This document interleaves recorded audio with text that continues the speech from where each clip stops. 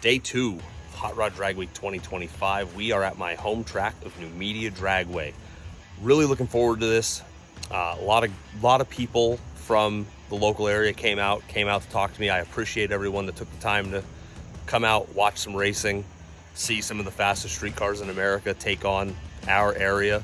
It was really cool. So I'm gonna jump right into our passes, and then we'll go from there. I'll jump in the middle of some of the videos and just talk about what happened, and yeah, we'll go from there. So check it out. Here we go.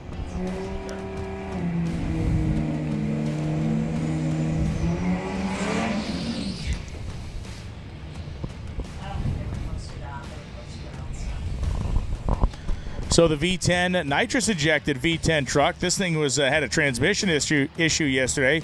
Andy Savakinas' rig. Dave Studley, the 79 Malibu on the left side. Single turbo, small block Chevy engine, the old school aftermarket like Excel TPI intake manifold on this thing. What happened to Savakinas yesterday? Transmission was leaking. Right. I think now it's just not shifting. User error. Studley goes 10:08, 133. Savakinas, a less Studley, 11:94.5 at 111. All right, first pass didn't go so well. It only went an 11.9. They say that I was having transmission trouble. I had no transmission trouble through the course of the week. Austin, on Monday when Nate needed his parts, went up to the tower and did a parts request, but he made the parts request for me and not for Nate. So they assumed that I was having transmission trouble. No transmission trouble for me through the course of the week, which has been normal now once we got our original Turbo 400 problem fixed. It was not a shifting issue. It was a nitrous not working again issue. It was just spraying fuel, no nitrous. So that's why it slowed down.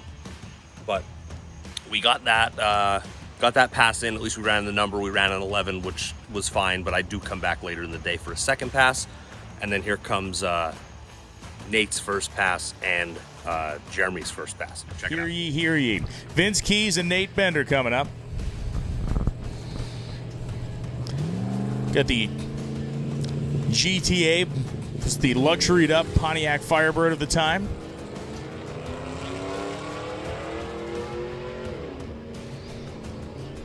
And Vince Keys will finish off this run first, 10:41 at 110. Nate Bender will go 13:66.6 at 108. Problem? That was it? No, that one just caused me to lose my appetite, though. So there's a different note. How about a pair of SRT 10s? One of them a Viper, one of them a pickup truck. Jeremy Grove in the truck, Andrew DePietro in the Viper. 20 cylinders of fun. That was actually kind of awesome. Yeah. Both stick vehicles. D Viper gets there first, 12:28, 117. The pickup truck, 13:04, 108. While you're still absorbing the greatness of those moments. So there you go. Nate's first pass, 13.6 at 108. Jeremy, 13.0 at, I forgot the mile an hour, but decent pass for both of them.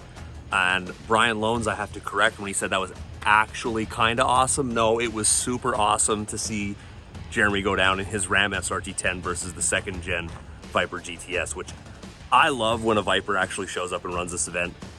As far as I can remember, for Vipers, that's only the second time I've seen one. The first year that I did it, there was a Gen 5 ACR that ran it. But yeah, super cool to see the two V10s go down.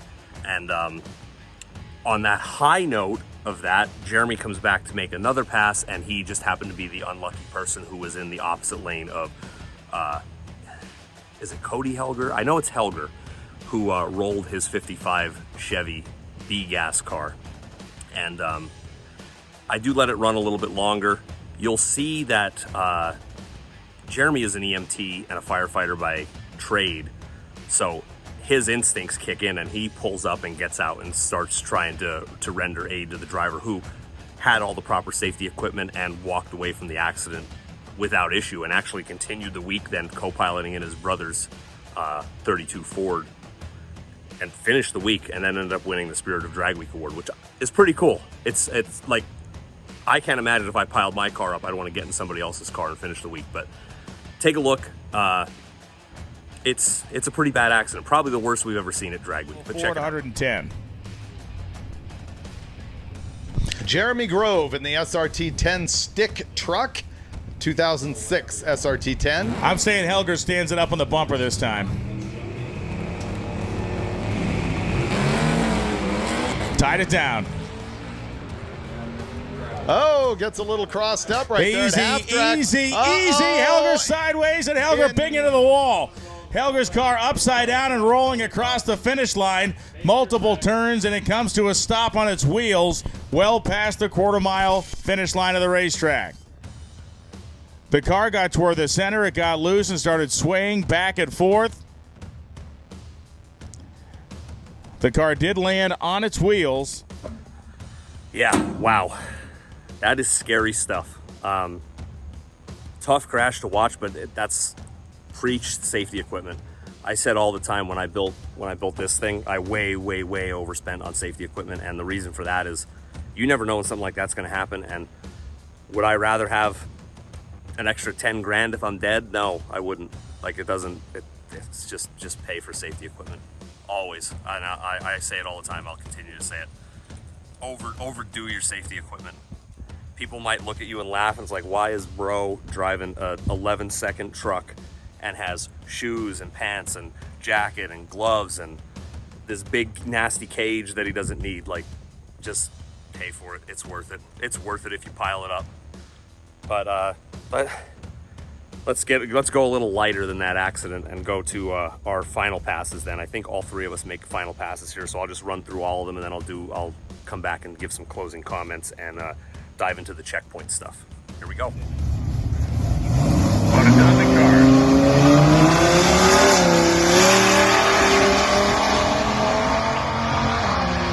Okay, V10 has found its way into high gear, or some semblance of one. Goes 1154 to 160. It really is. We had one of those that was a used cop car, and it was perfectly drivable. Oh, yeah. Kind of fun car. Andy Savakinas, the 04 Ram SRT 10. Transmission woes yesterday, transmission shifting issues earlier today. He's hoping all that's behind him.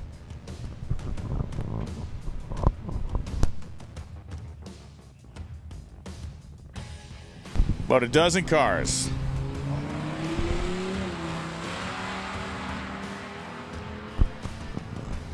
Okay, V10 has found its way into high gear, or some semblance of one. Goes 1154 to 116 miles an hour. So I cut the video there because Brian and David go into a conversation about this PMD who apparently bought like all of the Gen 4 and Gen 5 blocks, cranks, heads, everything. So if you need later Viper parts, not Gen 3 Viper parts. If you need Gen 3 Viper parts, I'm your guy. But if you need Gen 4 or Gen 5 Viper parts, apparently PMD is your guy. So go check them out. Next video here is their free advertisement for PMD. Check it out. Oh, and Nate's second run, which just happened to happen during PMD's free commercial, courtesy of Brian Loans and David Freiberger. Remember, Brian, we went to PMD there in Pontiac, Michigan that had the Viper stuff stacked up. Although those were the next generation Viper V10s, I believe, not this generation. I'm asking honest, how much did they change? Did they actually change enough to be a whole I don't know enough interchangeability thing in order to be anywhere near good on that answer. Yeah. But yeah, he had every remaining cylinder block, every remaining block, and every remaining head and crank that Chrysler had when they stopped production. This one guy bought all of it, including all the raw cranks. Remember all that? Yeah. He could legitimately start a Viper engine factory. But he will sell parts to you. It's Yeah. PMD in Pontiac, Michigan. Nate Bender, the 89 Firebird, 1354 at 109. If you've long dreamed about machining your own... Honest, how much did they change? Did they actually change enough to be a whole, I don't know interchangeability enough in order to be anywhere near good on that answer. But yeah, he had every remaining cylinder block, every remaining block, and every remaining Head and crank that Chrysler had when they stopped production. This one guy bought all of it, including all the raw cranks. Remember all that? Yeah.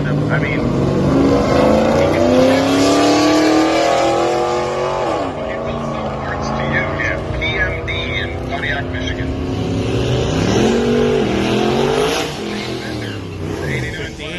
And lastest but not leastest will be the SRT-10 truck. Jeremy Grove. So Jeremy Grove, the 06 SRT-10.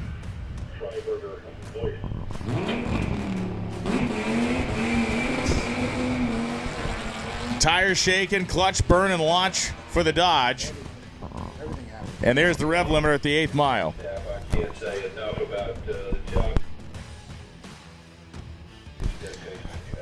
14-13 at 100 will end us as Jeremy Grove is finally the car.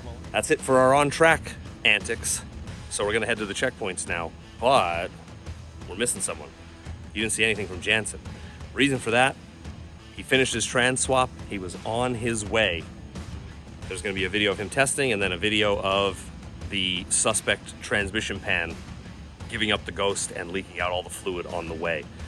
So he ended up having to go back, swap a pan off of another truck, and by the time he got to Numidia, lanes were already closed. So unfortunately, he didn't make day 2, but he's going to be here for the rest of the week. Right? It's not going to break again.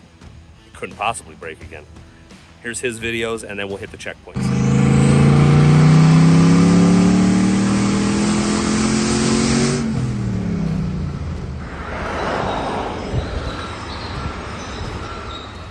Okay, so we're on the road.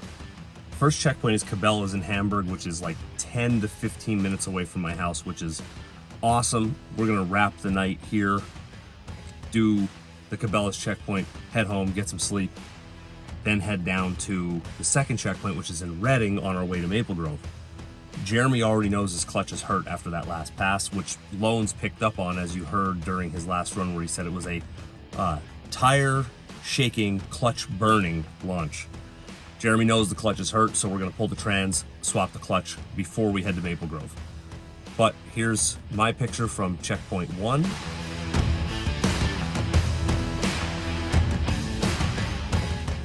Then as I woke up the following morning, we hit the Reading Railroad Museum and then headed over to Jeremy's house, where they were in the process of swapping the transmission. So here is my picture from checkpoint 2.